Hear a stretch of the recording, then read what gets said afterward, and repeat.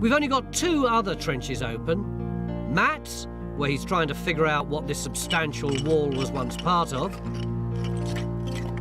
And Phil's. He's been re-excavating a trench dug in the 1960s that included 2 massive walls and a medieval tiled floor.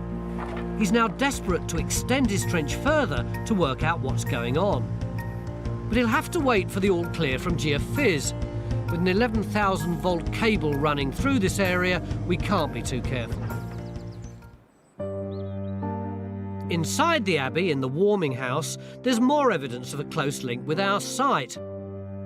These tiles are exactly the same as those being lifted by Bridge in her trench. It's probably now safe to say that Abbot Hubie did build at our site.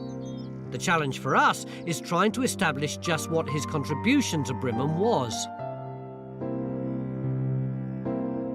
The community of Fountains was made up of monks who did all the religious work and hundreds of others known as lay brothers. And it's the lay brothers who would have been at our site doing all the farming work. What was a lay brother? A lay brother was like a labourer. He worked for the monks. He did all the menial and manual tasks. What would his day have been like? It would have been hard work. Early start in the morning, about 3 o'clock in the morning. Get up, say his prayers, prepare the fires for cooking on, and then out into the fields, do all the menial tasks, and finish the day about 8 o'clock. Matt? Hello? Have you been listening to all this? Yeah, heard a few bits, menial tasks and the like. Yeah, it's hard for us to empathise, really, isn't it, with quite how horrible their life must have been. Which is why you've been volunteered to live the life of a lay brother. You're joking? No, for the next 24 hours. Got to do what he tells you. What are you called? I'm the novice master, so I'll be looking after you. And that makes me, what, Brother Matt? Lay Lay brother. brother. Lay Brother Matt. Yeah. When do we start? We can start right now. Can I not at least finish my hole? No, we've got to start now. Off you go. Matarde. Ora pro nobis. Our own lay brother Matt is now getting to grips with day-to-day life on a medieval monastic grange, and it's not easy. Et in horror nostri... I'm sorry? Et in horror mortis nostrae. In horror mortis nostrae. It wouldn't be too bad if it was just constant praying, but lay brothers also had to look after the animals and do all the other farm work as well. Foot out. Stop it.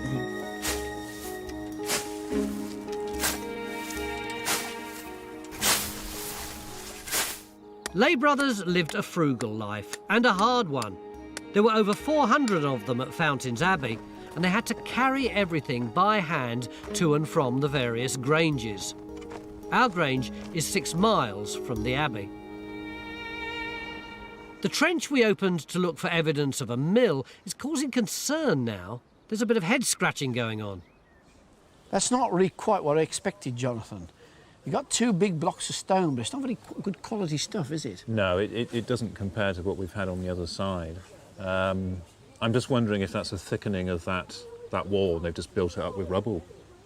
Yeah, it doesn't look like the end of that building, but they might be reinforcing that bank, mightn't they? Exactly, yeah. It also isn't quite what I expected if there was a millite coming in, bringing water to a wheel. I'd expect something rather more even than that. Well, yes, I can appreciate that. But perhaps if we took another bucketful out there, do you think? Yeah.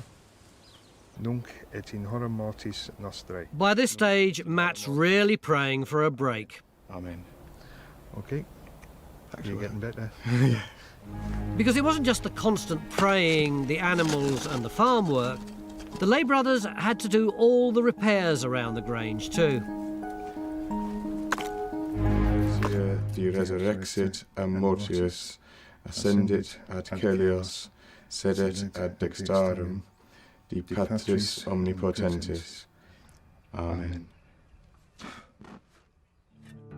The toilet block would probably have been something like this. Toilets at different levels, with the waste working its way down to the base. Sancta Maria. On a more spiritual level, our own volunteer lay brother Matt has just about reached the end of his tether. Matt, your time's up. Thank you. Look at this. Can you see that? His back is actually red raw. Is it hurting? It is starting to sting a little, yeah. I'm surprised. How long have you been doing that? Too long. Thank God you saved me. I certainly did. Well, come outside. You've got your your rewards on this earth. Sit yourself down. And we've got you a cup of tea Home comforts. and your little reward. Thank you very much. Look at that. So how was it? What was it like? To be a lay monk, you basically have to be like a Shire horse. You're lugging stuff around the whole time. It's really, really hard physical work. And the grain lugging was really difficult. The dry stone walling really made my arms hurt. Some of it was okay though, some of it was quite nice in fact. Well, what did you like? I quite enjoyed milking goat actually. I've never done that before. Yeah, and going and collecting firewood and generally being outside. It's pleasant. And what about waking up in the middle of the night? How did you cope with that? Well, I've been up now for God knows how long. That was probably one of the worst things about being a monk because I mean, you get up 3 hours before it's even light. And so you've got the whole day to do all this hard physical work, but you're still getting up before you can really do anything. Was it a religious experience at all? I certainly feel enlightened in some way. Whether it's just incredible tiredness and too much flagellation, I'm not sure. What was your boss like? Him up there was okay, he was a bit of a pain. Eat your cake. The story of Chris and Barbara's farm certainly is complicated. For 400 years, the monks of Fountains Abbey ran it as a farm, a grange. In the 1300s, they built a huge house and rented it out as a manor house. In the late 1400s, it's likely to have come back to the abbey for the use of Abbot Hughley. In the 1600s, Chris and Barbara's current buildings began to spring up as the older medieval buildings were knocked down. Their buildings bear the signs of the upheaval from 500 years ago when the monasteries were dissolved. And today, everyday farming just carries on, much as it did then. Time Team is 100% independent and funded by our incredible fans. Want us to make more episodes? Joining Patreon gives you access to exclusive interviews, 3D models, masterclasses and more. And you get to have your say in the process as we develop new sites. This week we're in Somerset and it's Time Team to the rescue. 150 years ago, archaeologists stumbled across 2 mosaics in fields near High Ham, which they assumed were the remains of a Roman villa. But a lot's happened since then, and when these fields aren't being used for ploughing, they're now the fallout zone for an army firing range. So the Ministry of Defence have called us in to see if the mosaics have survived. Another hour's digging brings some worrying news.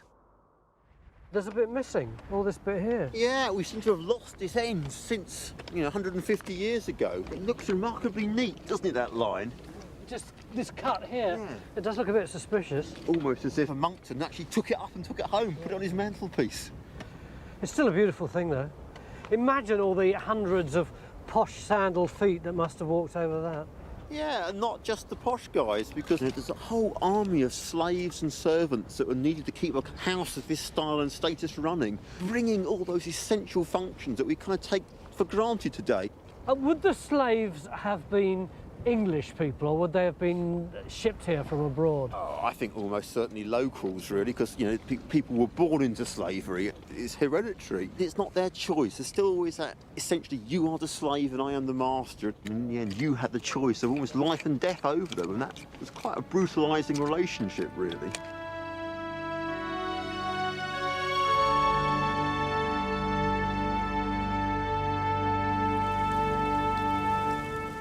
In order to demonstrate just how vital a part Roman slaves would have played in the economy around here, we're going to do an experiment. We are creating our own slave who, for 24 hours, will do what we tell him to do. We've got a volunteer. Can you come out, volunteer? Matt, thank you for saying you'll do this. Welcome. Here are your clothes. You're smiling now, but actually, we're going to take this very seriously. In fact, we're going to be quite tough slave masters, as a lot of them were. You are not allowed to speak to any of us unless we speak to you, OK? And that goes for everyone? Everyone. Anybody asks you to do anything, you just do it. All right? OK. Off you go. He's still laughing, bless him. Not for much longer.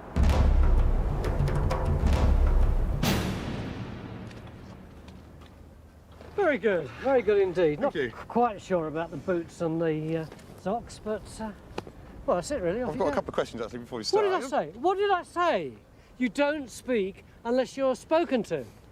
Permission to you to speak to me, sir? No! Permission denied. Off you go. Couldn't quite get into this. It's likely villa slaves would have had specific functions, some to work in the house, some out in the cold on the farm. But we've only got one, so he's going to have to do everything. His first task is to wash the mud off our motorised chariot before serving tea I've just had lunch, thank you. to a bunch of cold and soggy archaeologists. They're wet. I'm sorry, sir.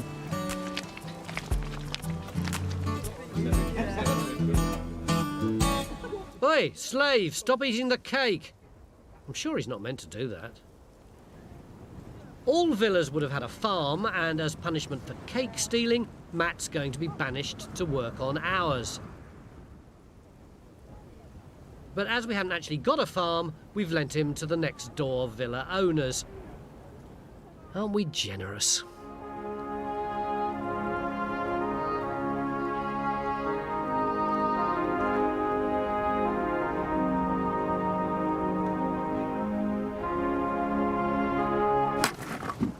All right, get to work.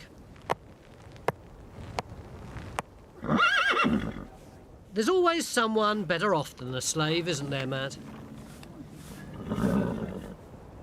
It's now nearly the end of the day, and our work on the corridor mosaic is almost done. How's this coming along? I think we're pretty well finished with this trench now. I think we've got a little bit of cleaning up to do and some drawing, and then I think we backfill it.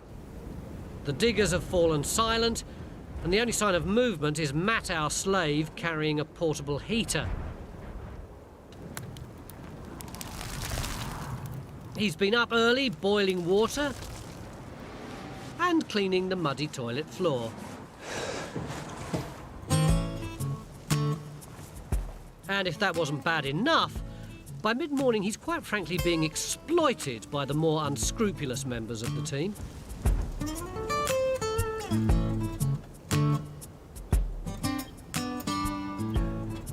Yeah, back. Yeah, and back again. That's no good, Jimmy. He's got magnetic boots on. Oh. Get those boots off. But what happened to the slaves and all the other people living in the villa after Rome abandoned Britain in the 5th century? Traditionally, that's the year 410, when the Goths sacked Rome. The news of that event would have reverberated around the empire. Goths sacked Rome, read all about it. Even as far away as our villa in chilly Somerset. So what do you think the effect would have been on all the people who lived in the villas in Somerset and Gloucester when they realised that the Romans weren't coming back? I think at one level it would have been quite a psychological blow. But I think in this part of the world they would still view themselves as part of the Latin world, the Roman world. They may even have thought this is only a temporary break and soon there will be a new set of Roman administrators. So you'd have had all these people desperately trying to keep up Roman appearances, even though the very Roman stuff that supported them was gradually dribbling away. Yeah, all those skills that went with it that you could support, mosaicists and things like that. People are going to be looking more and more at subsistence, really, surviving and getting through, but still with this echo of a Roman heritage, probably lasting for another 100, 150 years. It's wonderful to think that people in our villa might have been clinging on to the Roman way of life against the odds.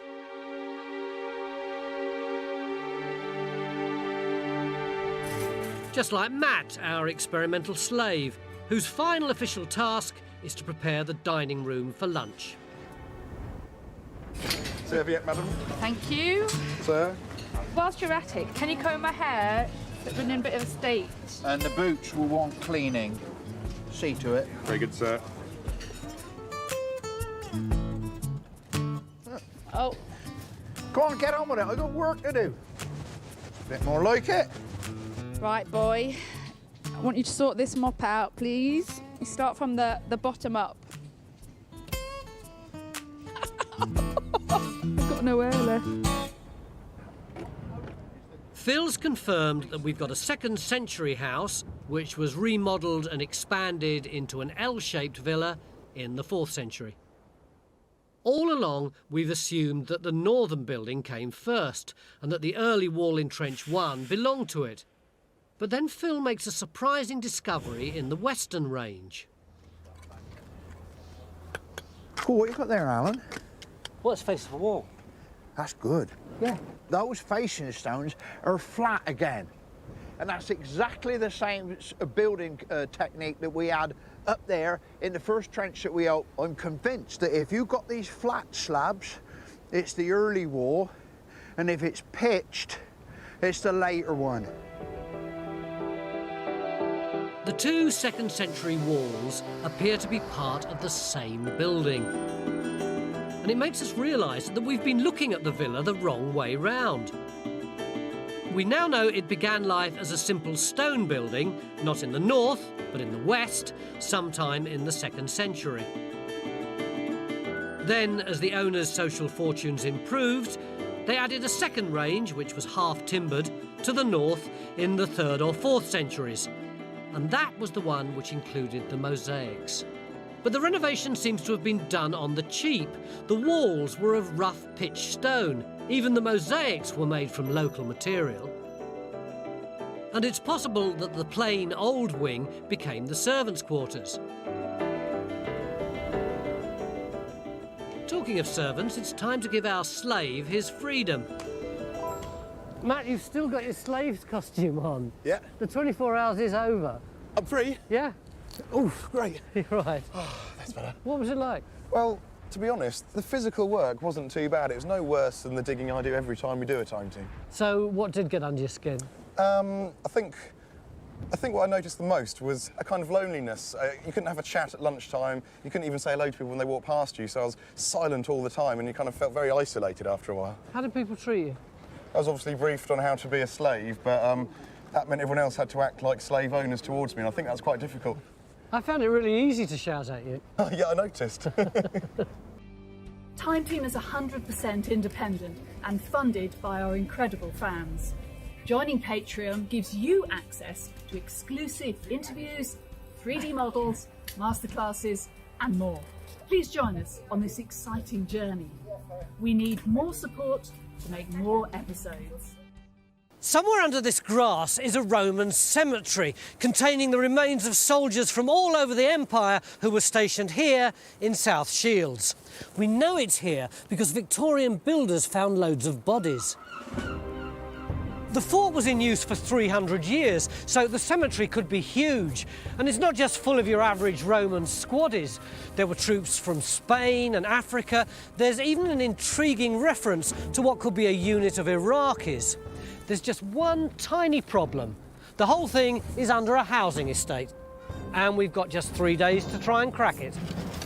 Here you go, Phil. In Trench 4, there's already a strong sniff of Roman in the finds. It's quite a nice, bold room, isn't it, really? Yeah, it's been knocked around a bit. But that's the last piece of archaeology Matt Williams will see for 24 hours. For 250 years, this fort would have been manned by Roman auxiliaries, tough troopers from all over the empire. They'd have signed up for 25 hard years. Matt's going to see if he could have hacked it. Where'd you come from? London. I'm afraid rural recruits are considered better, and they're better used to the hardship. I'm a soft city boy, then. I can tell. Gaius? Matt's going to live an uncomfortable 24 hours as a 4th century trooper, with tough training, draconian discipline and foul food. Not to mention having to go commando.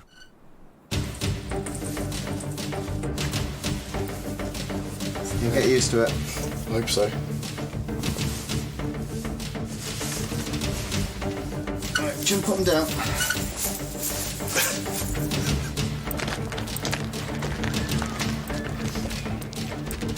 There are certain things we're looking for in a Roman medical. An alert face, we need a straight neck, a broad chest, broad shoulders. These might come with age. We're looking for a tight stomach. We don't want anybody running to fat, muscular buttocks, calf muscles and feet. The sacramentum. I swear by God, Christ and the Holy Spirit. I swear by God, Christ and the Holy Spirit. And by the majesty In pursuit of the mortal remains of the Roman troops who were here 1600 years ago, Trench 4's looking for burials near Stuart's Roman Road. The cemeteries seem to occupy quite different sizes. Exai! Matt's getting a crash course in Roman drilling. Mue! Scutum talite! Ah! State! Transformer! Romans are here for about 360 years, and it takes them 40 or 50 years to get up to this part of Britain. They virtually give up their attempts to conquer Scotland, and then that's it, more or less, for the next 2.5 to 3 centuries. Just a whole load of permanent forts here. It's the edge of the Roman world. It's just the garrison at the end of the known world, if you like. Would any of the soldiers actually have been British? Oh, no. The one great thing about the Romans with their armies, they realised if you hired local troops and based them locally, you could have actually been hiring your own resistance and equipping them. So normally, you'd take units from the provinces that you controlled and you put them in other parts of the army where you could control them. Yes! These are really tough men who are used to very considerable hardship, all sorts of discipline, and the Roman army came down like an absolute ton of bricks on any mutinous troops who decided they'd had enough of this. Down. What happened when they were too old to fight? The provincial auxiliaries served for 25 years and then they got their reward. They became Roman citizens and then they had a status in life which would be passed on to their children. I think quite a lot of them would have been inclined to stay in the vicas around here. So in these houses there may well be people who are descended from Roman soldiers? Oh, around here in South Shield? Yeah. I'm absolutely sure of that, yeah.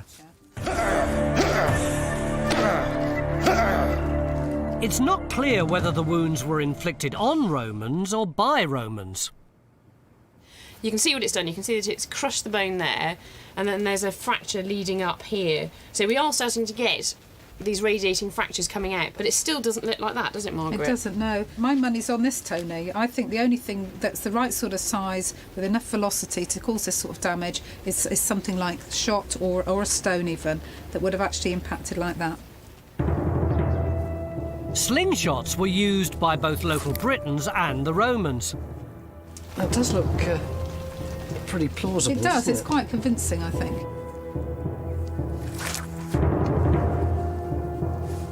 Close. In Trench 3, put in to look for the northern limit of the cemetery, Bridget had produced our first possible sniff of a burial, the feature which might have been a grave cut. Damn. Yes, I'm afraid so. It's not a grave cut, is it? No, it isn't, but then I was right. I said it was a natural feature, didn't I? Yeah, but this is the third trench with nothing in it, isn't it? Well, I'm not as dispirited as all that. We've looked at a reasonable area. It's clearly nothing here. So now we follow our strategy. We move on and in. But realistically, we're 2/3 of the way through day 2. When we hadn't found anything at all at the end of yesterday, I thought, oh, well, it's kind of frustrating, but time is ticking, isn't it? Well, it is, and if we don't find something soon, I'm going to start getting worried. Yeah. But at the moment, we're following a strategy. Where are we heading? Well, we're heading to the next trench, which is closer to the previously discovered cemetery. By the time we get to this trench, we're only, 30 metres from where the cremations were found before. John, you've done the geophys? Yeah, we're still having problems trying to see through all this Victorian rubble. I mean, you can see it in the radar here, the red and yellow. It's when we're going deeper into the ground that things are needing investigation. This is what we've looked at here. OK, it turned out to be a coil of metal wire. Great. But it's the only way we can evaluate things. You know, we've got some superb targets, I think, on the other side of the digger, over there, and I'd like to look at those. So this trench will now be extended, and every metre we go means a metre closer to the known burials. Put your shoulders into it. What's the Latin for a wuss?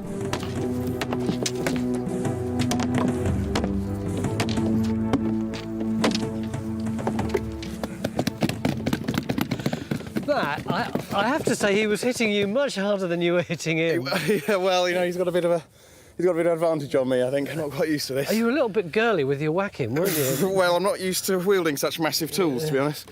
And they weigh an absolute ton. I mean, this, although it's made of wood, it's not very well balanced, and it's quite hard to swing around. You've got to keep it. That's why you weren't hitting him harder, isn't it? Yeah. Gosh, yeah. You need muscles there and there and in there. And then this shield again.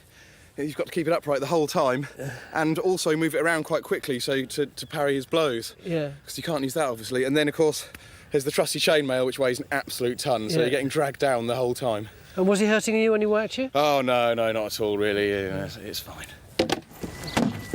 That's better, Matt. We won't have to wait long for Tim's reaction. The day's drawing to a close. And at the end of Matt's day, there's one last ordeal for him in the Legionaries' taverna: seaweed beer.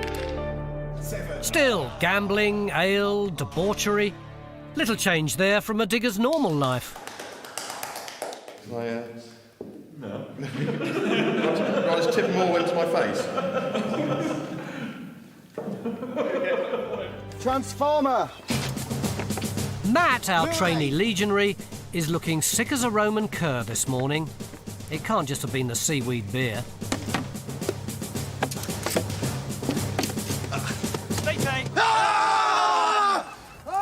Legionaries had a short, tough life. They spent half their time drunk, the other half drilling exhaustively. Or in Matt's case, stuck in a ditch. Just like a digger. You swore you'd serve the Emperor till death, didn't you? I did, yeah. You're pretty close to it by the look of you. I'm pretty close to swearing, that's true. It was absolutely freezing last night. I was falling asleep on my feet out there. I've been posted outside the barracks. I've been told it's 2 o'clock in the morning. A bit knackered now. I'm sure I'll be a lot tighter in a couple of hours' time. I'm on this till 4 o'clock in the morning. I don't think I'll get more than a couple of hours sleep before we have to get up and start cleaning things up. And then we've got a roll call after that. Germanicus! Add some. And the captain pinched your fags? He pinched my fags and crushed them underfoot, claiming that they weren't Roman. At which point I was ready to rebel there. Imagine if you were an Italian and you were posted over here to South Shields. I think I'll be running straight back to Italy as quickly as possible. Matt's time is done, and so is he. Whether or not it's human, we now know that we're close to the cemetery, or one of them. It was small and couldn't have held all of our Bayers dead, so there must have been other cemeteries. This one was prominently placed crowning a hill with access along Phil's track. We now also know that the Vicus stretched further down than previously thought, forming the northern boundary. The main road south from the fort was the eastern limit. To the south, there was marshy ground unsuitable for burials.